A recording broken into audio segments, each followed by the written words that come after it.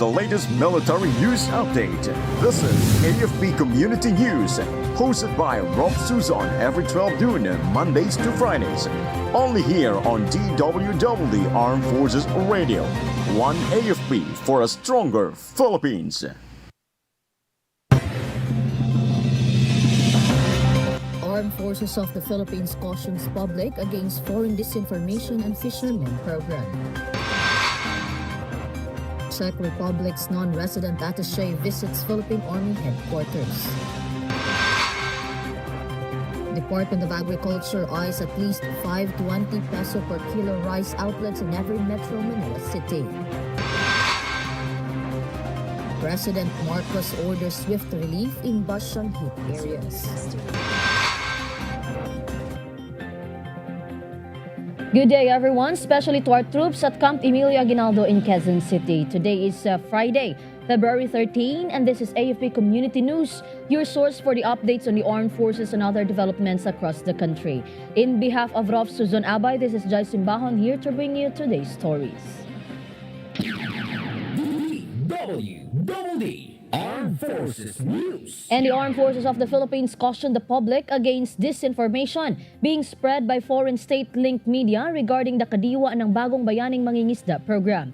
This came after false narratives were circulating online claiming that the kadiwa ng Bagong Bayaning Mangingisda is a propaganda effort or a provocation. According to the AFP, KBBM is a civilian-led livelihood and food security program run by BFAR and the Philippine Coast Guard supporting Filipino fishermen operating lawfully within our exclusive economic zone, fully recognized under international law. Meanwhile, the AFP also calls on all Filipinos to verify facts, reject false narratives, and stand united in defending our sovereignty.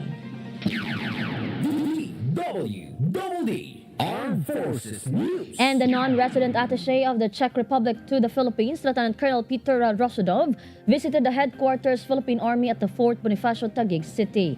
In an introductory call, Vice Commander Philippine Army Major General Efren F. Morados, who represented Army Chief Lieutenant General Antonio G. Navarrete, received Lieutenant Colonel Rosodov and discussed common grounds on land defense and security affairs. Meanwhile, the visit of Lieutenant Colonel Rosodov aligns with the Philippine Army's vision to broaden its international security and defense engagements in support of its active transition to external security operations.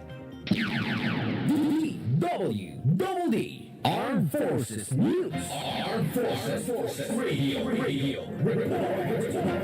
And now let us hear some information from Spencer about 101st Infantry Brigade intensifies partnership with DNR Region 11 to combat illegal mining and unsafe chemical use in the area. Spence?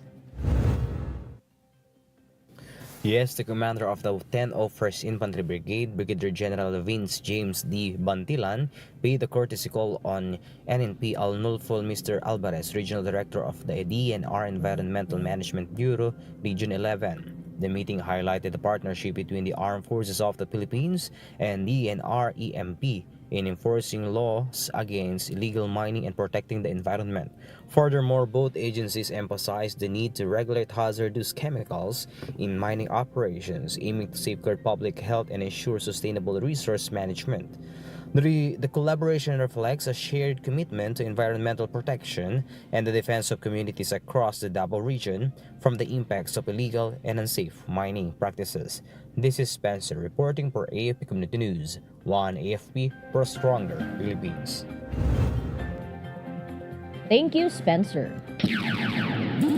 DWDD Armed Forces News. And joint law enforcement units successfully conducted a coordinated law enforcement support operation that resulted in the discovery and eradication of large-scale high-grade marijuana plantations in Barangay Masjid Punjungan and Barangay Pitugo Municipality of Kalingalan, Kaluang, Sulu yesterday. The joint operating forces were composed of elements from the Philippine Drug Enforcement Agency Sulu, 21st Infantry Battalion, 101st Infantry Battalion, Sulu Police Provincial Office, 54th Special Action Company, 5th Special Action Battalion, 2nd Provincial Mobile Force Company, 905th Maneuver Company and Municipal Police Station of Kalingalan, Kaluang. During the operation, government forces uprooted and destroyed approximately 21,200 fully grown high-grade marijuana plants and recovered 3 sacks of dried marijuana leaves with an estimated standard drug price and street value of 18,232,000 pesos. Meanwhile, Joint Task Force Orion and 11th Infantry Division Commander Major General Leonardo I. Peña highlighted the strategic significance of unified action and emphasized that the result demonstrates the effectiveness of a whole-of-government and whole-of-nation approach. DWDD Armed Forces News. And the 72nd Infantry Gabay Battalion actively participated in the annual Criminology Day 2026, dubbed as a Battle of Scholars, held at Cotabato Foundation College of Science and Technology in Barangay Doro, Loman, Arakan, Cotabato. The engagement included a dynamic static display of military equipment and operational capabilities, giving students hands-on exposure to real-world security operations. The 72nd IB, represented by Captain John Dominic D. Nava, Civil Military Operations Officer, delivered an inspirational message highlighting the importance of education, discipline, and purpose-driven goals. Meanwhile, Battalion also raised awareness on the West Philippine Sea issue, stressing its importance to national sovereignty, maritime security, and resource protection. DWDD Armed Forces News. Armed Forces Radio. From Joanne, more updates about 56 former rebels from Nueva Vizcaya, Quirino submit amnesty applications. Joanne? Almost 60 former rebels from Nueva Vizcaya and Quirino provinces have submitted their amnesty applications according to the 86th Infantry Battalion Philippine Army. The 86th Infantry Battalion reports 28 applicants from each province who are seeking amnesty for crimes related to their involvement with rebel groups.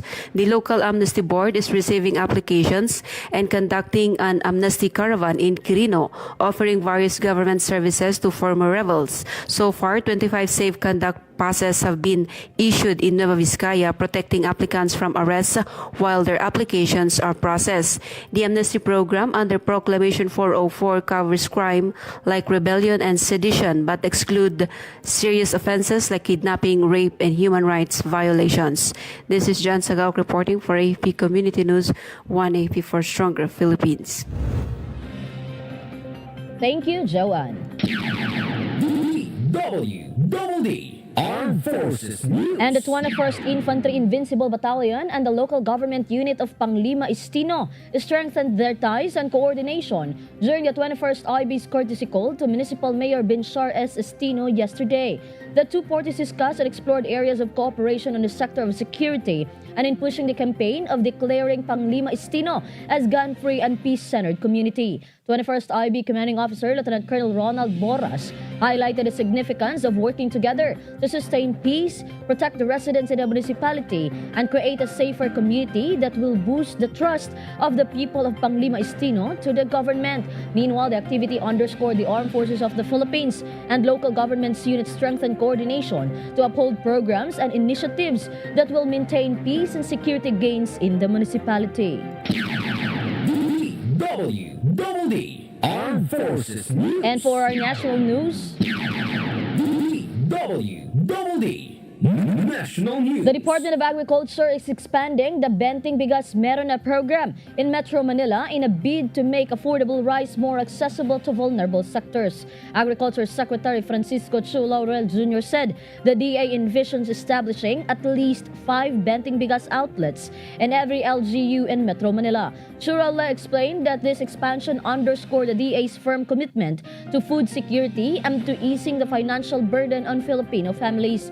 For his part, DA Agribusiness and Marketing Assistant Service Director Junibert D. Sagon said the agency is targeting full-scale expansion of the program by end March 2026 to align with peak harvest flows and maximize supply availability. DWDD National News. Armed Forces Radio. On the other line, let us hear more from Jimboy about the 11th Field Artillery Battalion conducts Operation Linis at Iligan City Central Elementary School after Typhoon Bashang. Jimboy?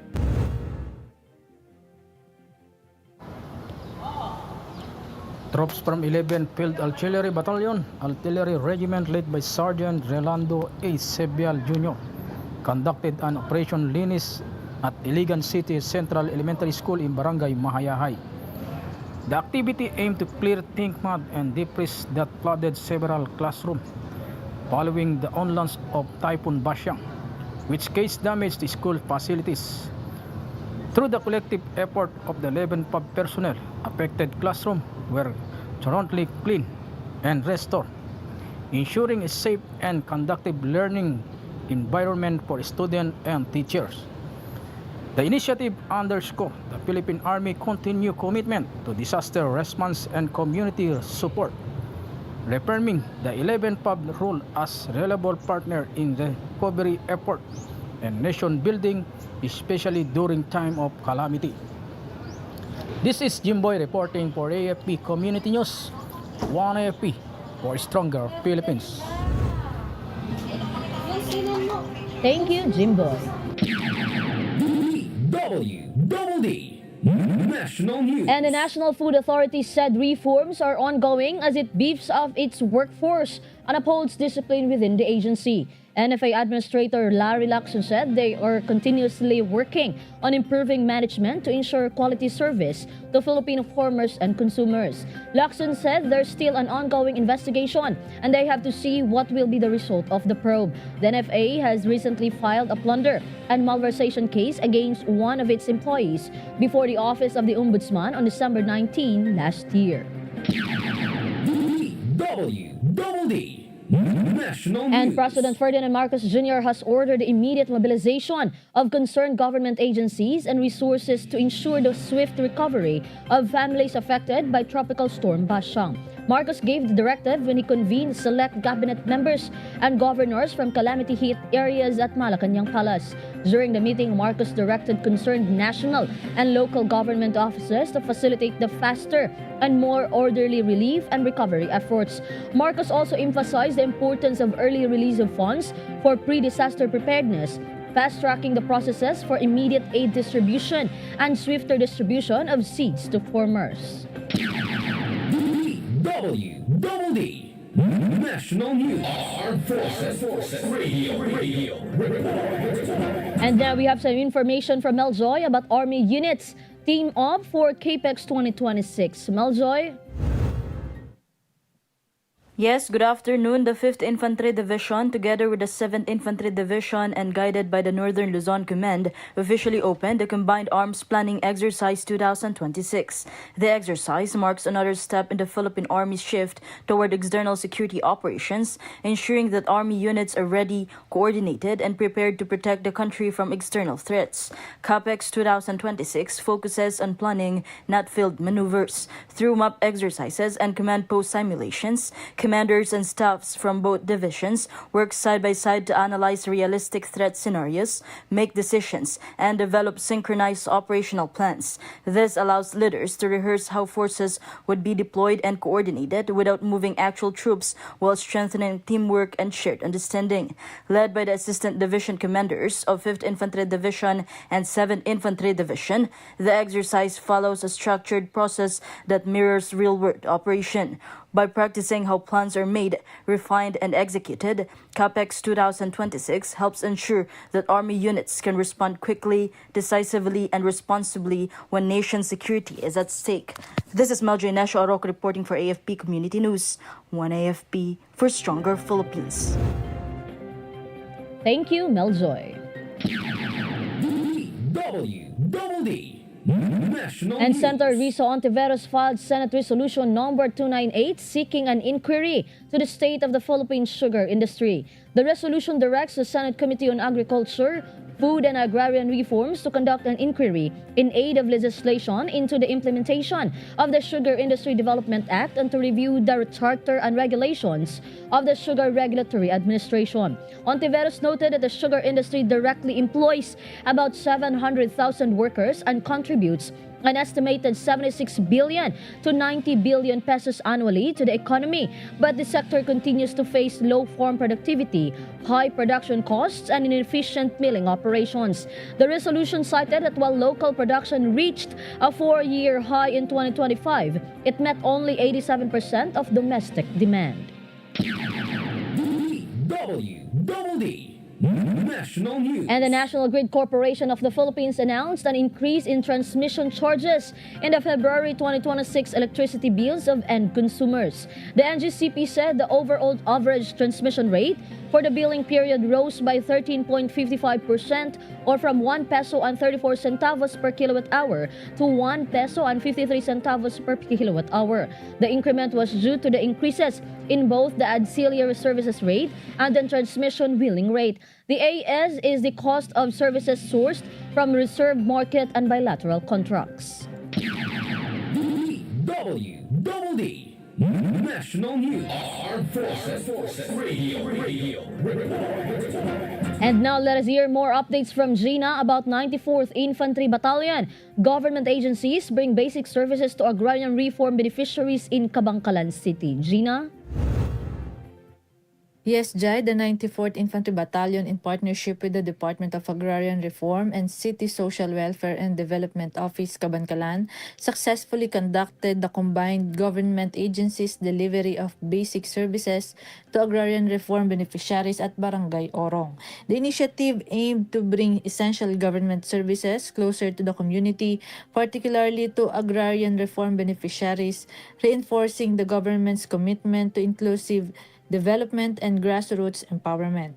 One of the highlights of the event was the formal turnover of individual certificates of land ownership award to members of the Asosasyon Sang Mangunguma kag Mamumugon sa Barangay Orong, symbolizing not only the fulfillment of agrarian reform but also a renewed hope among local farmers. The 94 IB reaffirmed its commitment to supporting whole-of-government initiatives that promote progress, stability, and improved quality of life for the people of Negros Occidental. This is Gina reporting for AFP Community News, 1 AFP for Stronger Philippines. Thank you, Gina.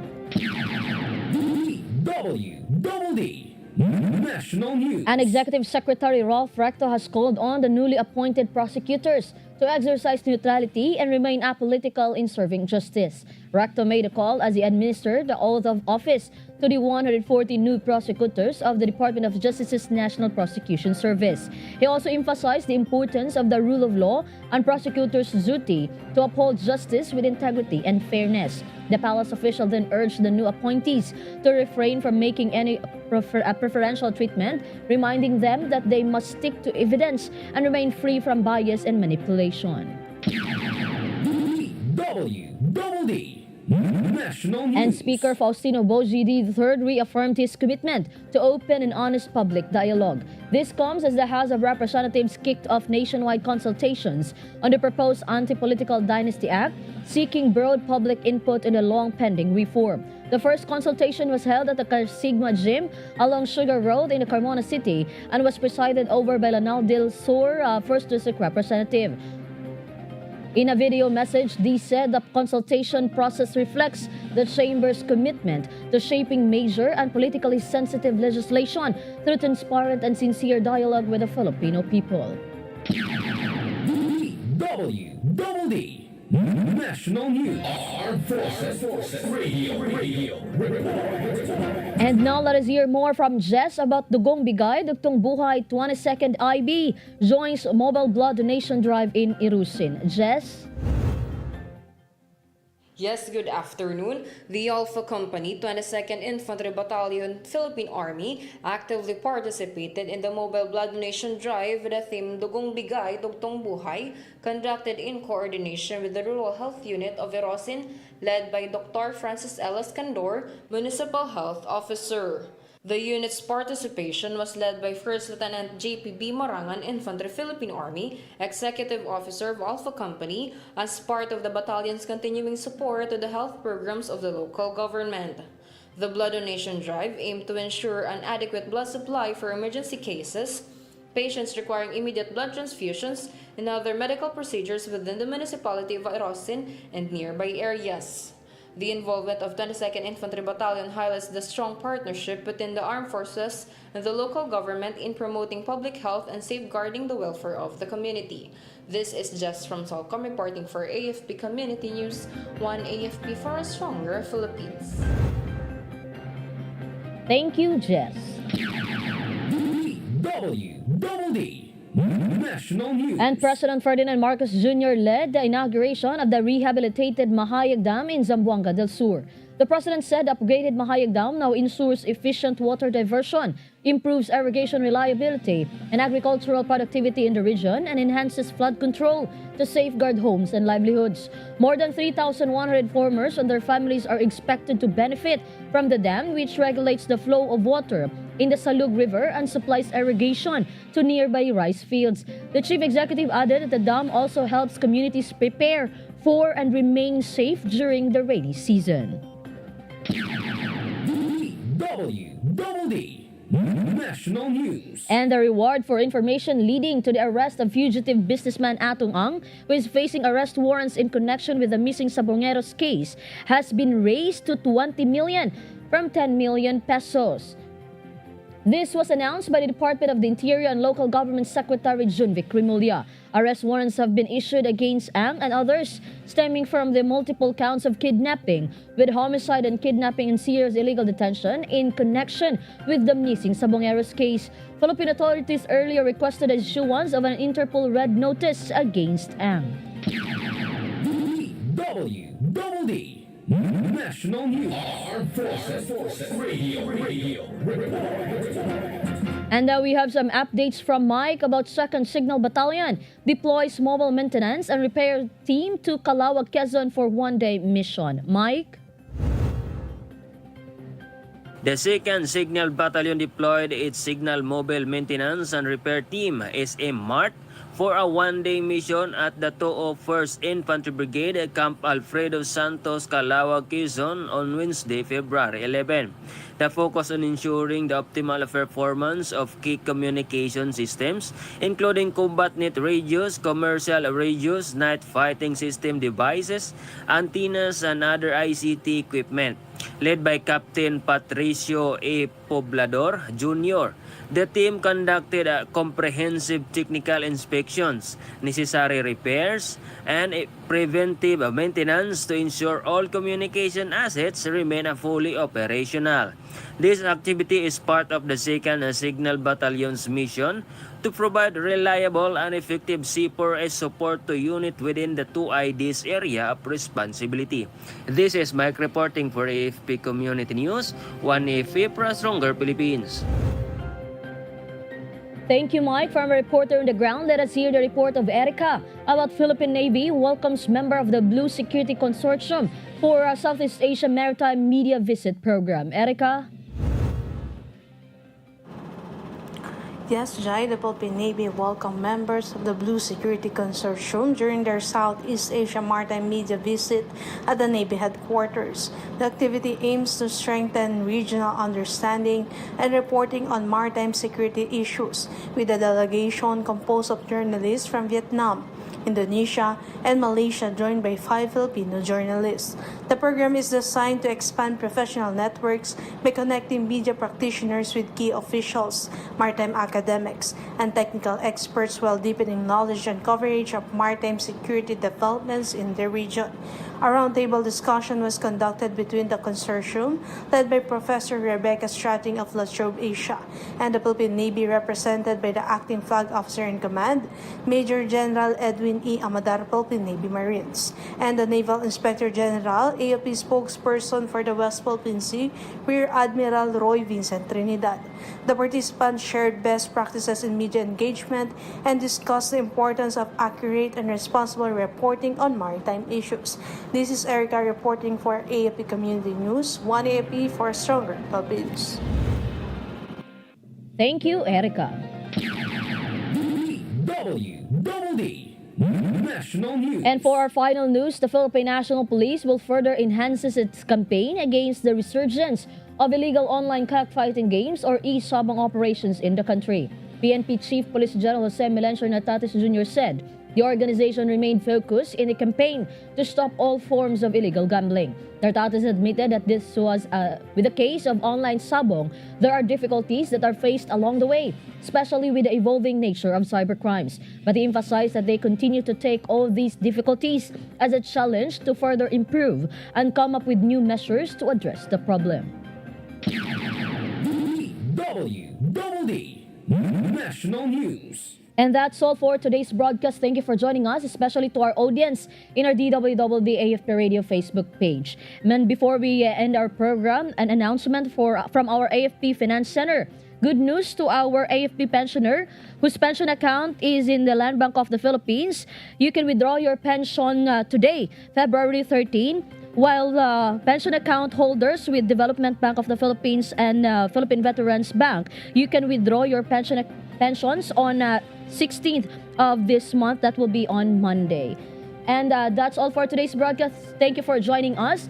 And don't forget to tune in next week for more updates, same time, same station. Again, this is Simbajon for AFP Community News. One AFP for a stronger Philippines. Behold the latest military news update. This is AFP Community News, hosted by Rob Suzon every 12 noon, Mondays to Fridays. Only here on DWDD Armed Forces Radio. One AFP for a stronger Philippines. Ito ang DWDD 1134 kHz AM. Balita, impormasyon at musika. Ito ang DWDD AFP Radio. Boses ng Kawal Pilipino. Kayo ay nakatutok sa DWDD AFP Radio. Kami po ay kasapi ng KBP, Kapisanan ng mga Broadcaster ng Pilipinas.